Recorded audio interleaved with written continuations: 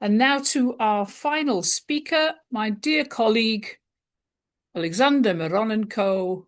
Good afternoon, Alexander. Very good to see you.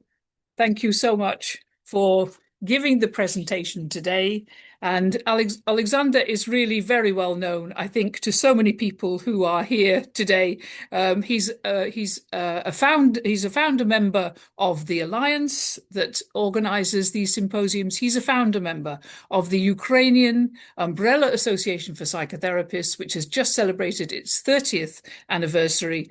And he's a senior lecturer at the Ukrainian Catholic University, amongst many, many other things that he does. His lecture today is going to be Homo Homini, Humanness in Inhuman Conditions. Over to you, Alexander. Thank you, Patricia, for this introduction. And thank you, colleagues, for agreeing to listen to my lecture. This is about maintaining humanity in the times of war that deprives you of your humanity, and how I particularly manage to retain my humanity with my colleagues. And I will try and share that. I share this presentation.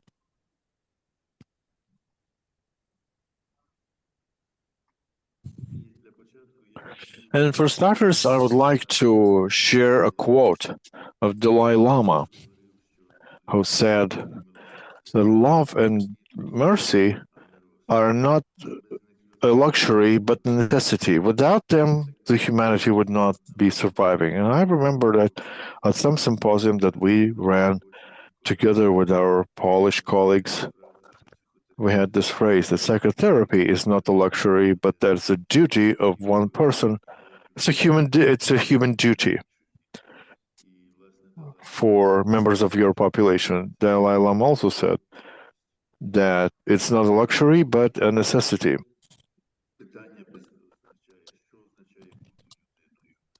But what does it mean to be a human? What does it mean to be a humane person? Like we've heard why and how people dehumanize others, but by dehumanizing others, they often can dehumanize very easily themselves. And even today, when in Ukraine it's been 5 years of this war, humanity is important as ever. Humane to your colleagues, to yourself.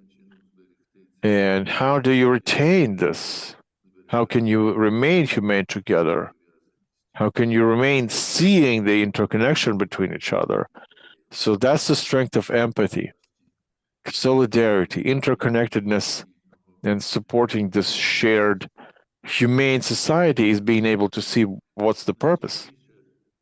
And most frequently, the conversation of humanity or loss of humanity was on the background of ethnic conflicts, where one ethnic group was antagonized with the other one. Religious wars, all these non-stop wars.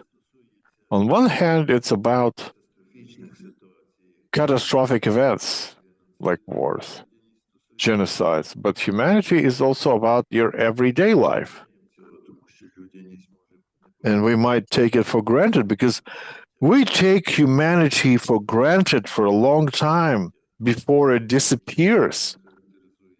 How that happens, how our attitude, what is our attitude towards others?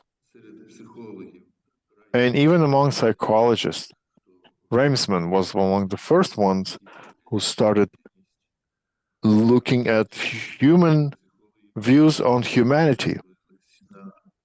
And there were some separate aspects of humanity,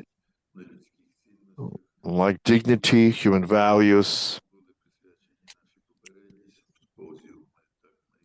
And on the previous symposiums, and that's why we talk about humanity today. And a well-known phrase that dates back from old times, Homo Homini Lupus Est, meaning one human can always become a predator to another human being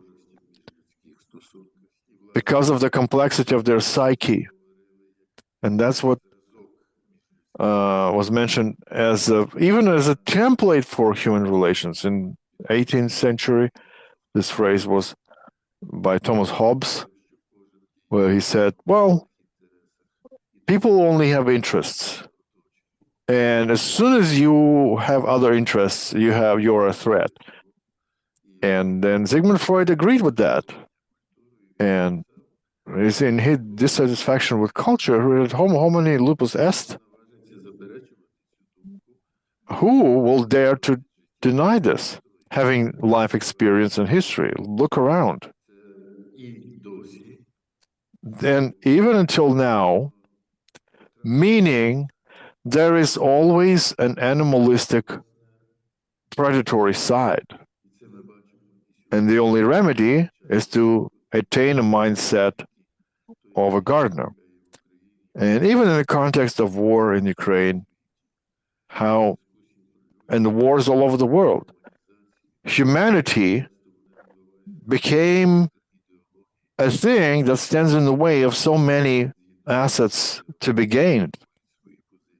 It stands in the way of war. War is a market expansion, and we can see that.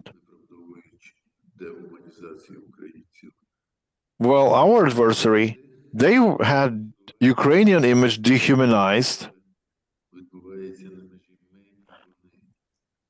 So it always begins like, oh, it's us against them. Yes, and if you want to eat another population, you make them clash first between themselves. And this is what the Nazi ideology started with.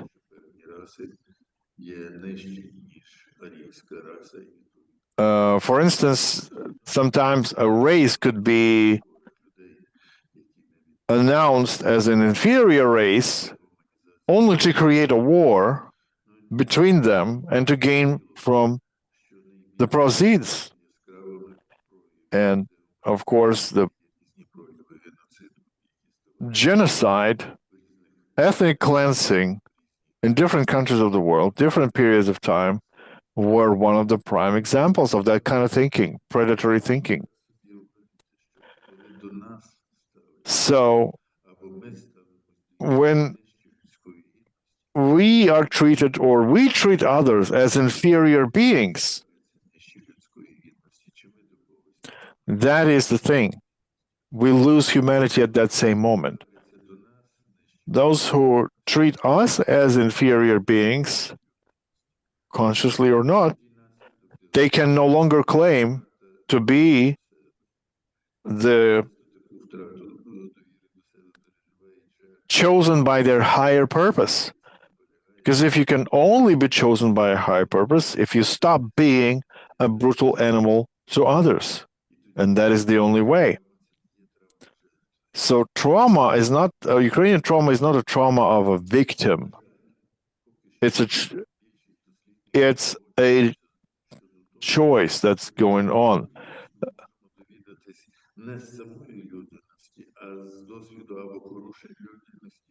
So as researchers and philosophy tells you, you can only see something in reflection.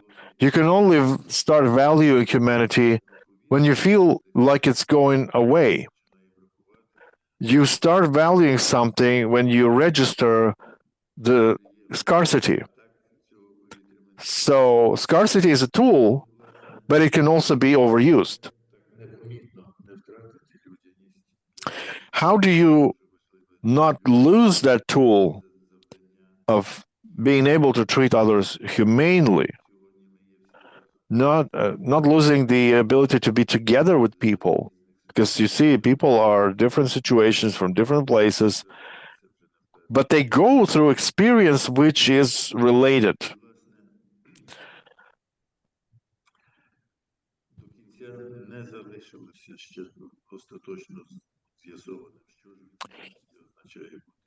And we still have no final answer. What is humanity? What being human really means? And we also talked about it today because the best thing we can have is archetypes. Okay, so national or ethnic groups, we can be humane within an ethnic group. Is that enough? What if you see intergroup context, intergroup relations? Are they religious? Are they ethnic? Who are they feeding? Who is feeding on them? Like intergroup context, where one group of people starts speaking of themselves as humans. Others are not. What is this? Who does it serve? Who's feeding off that? If one group dehumanizes or demonizes the other, does it serve as food for someone? It's all mimicry and being able to get your food easier so that you don't have to fight them. They fight and roughen themselves up before they march into your maw. That's what it's all. So it's always a seduction of taking, the simple picture. We are the good guys, they are the bad guys. What ethical attitude to them? No more. Because they are they are inferior beings. So we can have whatever we can have to do with them, whatever we want. They have no view, they have no voice, and this is how the feeding starts, but not for the ones who think they are feeding. And this is one of the stories that we have here in more than 5 years.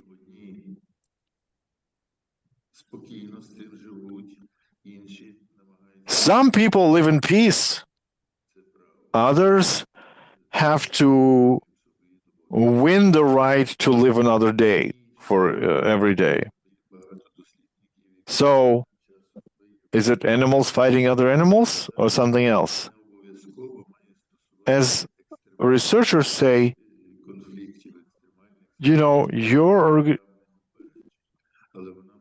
it's not always about extreme events, but your mindset can be expressed in daily life if you treat other beings as inferior. So, coming back to losing humanity, especially in war, or some other extreme situations, catastrophes. Now, in this kind of situation, you reduce yourself to surviving in here and now. Survival becomes the most important for a human being. And what do you do for survival? You drop a lot of heavy stuff that requires a lot of processing. Sometimes it's humanity. And catastrophes and threats have become a tool for the population itself or part of the population for predatory behavior. Some things are more complex. Like when you see someone and yourself, I'm okay, you're okay. But can this also be used as a tool? So before you start respecting predatory behavior that fed you for millennia, what can you do about it now? Extreme situations, crisis, survival crisis, they make this acute. And when human behavior is limited with these two basic motives, fight or flight, it's all It boils down to these primitive modes of behavior. Another, when it's a protracted situation, when it's for years, when you've become extremely biased against a certain race, a certain religion, a certain policy, a certain ethnicity, because they've been predatory towards you for so long time. And I remember a small town, my parents and I lived there. Suddenly, people were clashing religiously. Because for some people, religion is their little remedy. For others, it's a concept of caring of the world. For others, it's a concept of feeding of the world. And children and parents can be on different sides of that clash. And that is where you can also lose your humanity, where you can humanize your violence, where violence is conditioned, where injustice is conditioned, where being unjust is conditioned as something inevitable. So important is to maintain what do you want in the end. Do you want the community to the population to flourish, or want it to disappear? And this is where also neglect of human rights comes in. You pursued your narrow opinion right now, but are you aware that you're losing humanity right now will result in loss of your population a week later? So humanity and mercy are no longer arbitrary, weak things. It is a tool for survival just as much as aggression, but you have to know why and when. And these are the beginnings of ethics. Like Aristotle, he said about ethikos. He talked about ethikos as something that makes you capable of living with others, not on your own in a bubble. It's your mode of operandi with the surrounding world. And it's not only about emotional. It's about other human parts of human condition. And so humanity is what makes us human. Caring about something more than just your predatory feeding instinct. So treating others humanely, treating the world humanely, seeing as a system rather than just a system of life rather than just you live here. So these are the things. These are the things we call values.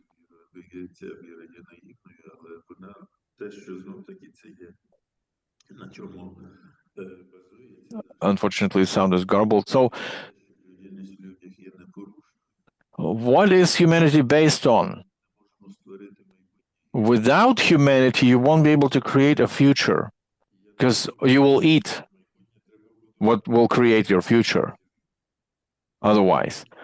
So people say, when the war is over, we'll fix that. When the war is over, if it's over, it's going to be too late, because the war will not be over because you failed to do this and that. Because the parasite will keep feeding until everybody's dead. And so, which is a natural behavior if there are no adults in the room. And there is no abstract humanity. It's not a figure of speech. We live as electrical systems because everything bases electricity, but we learn to be aware of that. And it's not only in our circuits, it's in ourselves as well. And it can hear and organize the reality for you if you know how to talk to it. And that's how humanity works. So humanity during the war is the stringent environment where the world around you is hostile.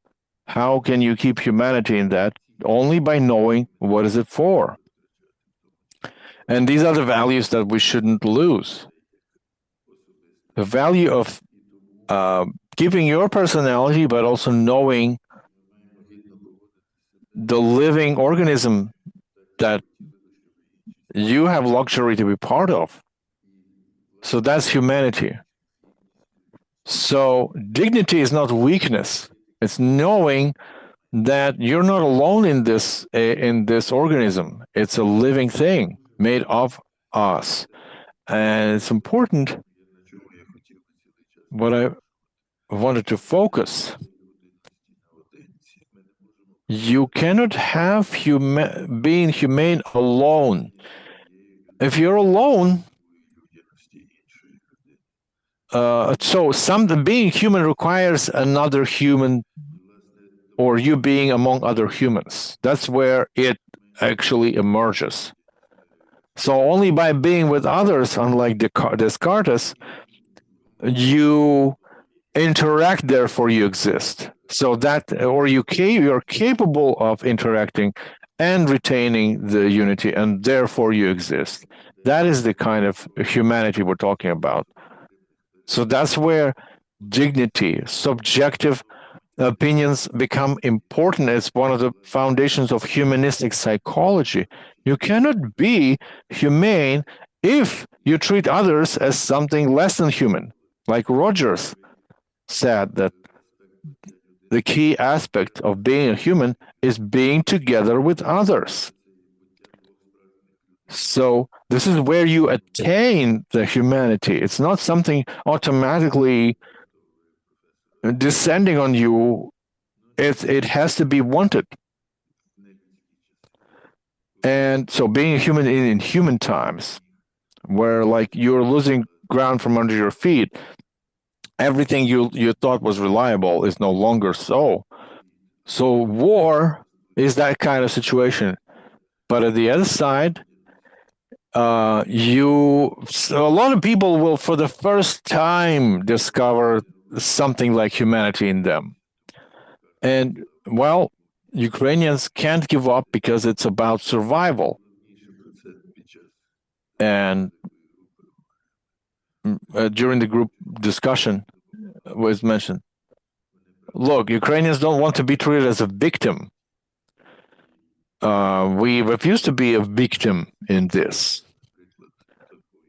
And this is like a great example of such partnership cooperation. And Ukrainians have a chance of survival because of that trait. It's not just physiological or kinetic survival, it's a spiritual survival. And what calls itself Russians, they try to destroy specifically that, but it's also a game of manipulation to make ourselves just like them. And if that happens, that's where it's over. If we become just like them, as inhumane and absolutely illegitimate regarding others as them, as they have been taught to become, as Ivan Pavlov described in his lectures way back when, because they're gullible, and they've been made into a tool with no responsibility. Responsibility for people wounded physically, emotionally, but still capable of helping others who need that. That's why it's so important to have respect. If not reverence, then at least respect. That is where it also starts. So again and again, you can only have humane as part of the humility when you feel that towards others. And that's where our solidarity and unity lies. And most importantly, that our partners, they don't reduce Ukrainians to victims that have no agency. They see an example of completely opposite. And thank you so much for such partnership attitude. And wrapping up, Humanity is not something attained once and for all. It's a process, and you have to be wanting it. Like the word God is written with the empty space, it's the empty space an invitation to want God or communication. That's the same with humanity. You can't have it if you don't want it. You can't be cold. You can be cold and aggressive at all times, but it happens automatically. But you cannot be humane if you don't want it. And not all opportunities grow out of war. Some things grow out of the wish not to have a war. And most important things grow out of the wish not to have a war. So, simple scenarios. First scenario. It's a stage where you're alone. You're on your own. And you fight for dignity and freedom, but you're alone. And let's assume you win. Imagine the scene and listen to yourself. You have won. Listen to your body. Listen to your results. What do you feel in your body in that situation? It's not too much time to continue, but you can do it on your own later. That's the image. Second scene, imagine that. You are now part of the community. And the community is also fighting for dignity and freedom and humanity. And now you won, but as a part of this community. Listen to your body, listen to your feelings in the body. And maybe you have different feelings. Maybe you felt, oh, I won. Or you would like better, we won. Where do you stand better chances? The question. We won, or I won. It can be different situations. Solidarity. Like when we say, we won. What does it mean? Do we win for the support of the world? This symposium is a win, but it's a win together. So that is where things become possible. Regardless of the size of the community, as long as there are two of you, they speak about me, to quote the Christian scriptures. So that's where reflection is a tool. At least we have a chance of, instead of denying things, we can reflect and admit them. So that is where humanity in inhumane conditions is about connecting macro and micro connections.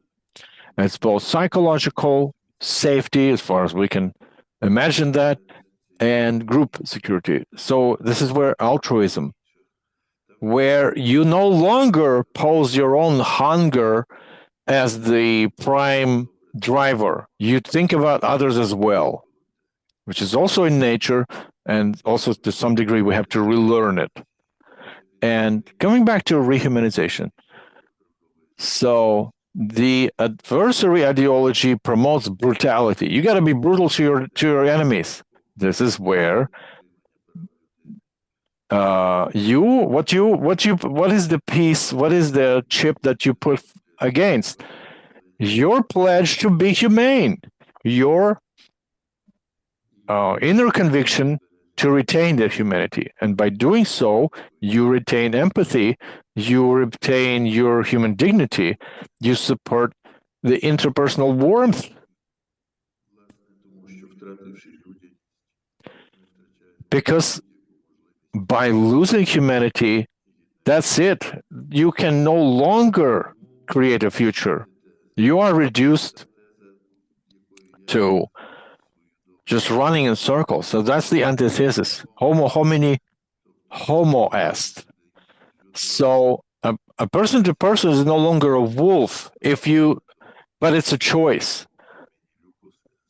Being a human person to other humans has to be your choice. Because being a wolf is ingrained in everyone, and we have to respect that. It's not something to deny.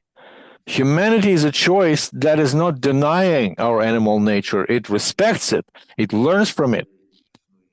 it acknowledges it, but then you have to make a choice between freedom and solidarity, autonomy and social cohesion. It's where you have to become smarter, because this benefit comes not without the smarts. And well, being vulnerable is one of the most fragile but also brave things. And to survive without losing the humane nature, humanity and vulnerability is a learning process, as a learning tool where you learn to make a choice, not just run by instincts. So you cannot do it without checking your attitude to others. You cannot have humanity alone, only if there is human interaction, interconnection, because you have to have another human being to feel like a human being. Losing humanity, you lose your future as a human being. You're just part of the fauna, and then what happens, happens. But if you really want this thing to survive, you have to make a choice. Thank you for your attention. And I want to thank again to stress Homo Homini Homo Est. So a human being to human being has to become a human being instead of a wolf at all times. Thank you. Thank you so much, Alexander, for this excellent lecture. I think this was perfect at this point in our symposium. And I would just like to say to you directly that humanness in inhuman conditions is what you are living. This is how you are. This is how I experience you to be in our connection with each other. The way in which you are fully human in how you relate to others, as I see all the time. The quality of the way in which you relate to others, the quality of the way in which you relate to me, is absolute perfect example of that deep humanness that you are is part of you and you are holding and working on, because it's an active working on as part of what you're living through at the moment. So thank you for your personal example and modeling of what you've talked about to us. Thank you, Alexander. Thank you, Patricia. I try to do my best. You do your best. I'm not perfect. Okay, so now we come to an important part of our symposium, which is our small group discussions, which we've had at each symposium.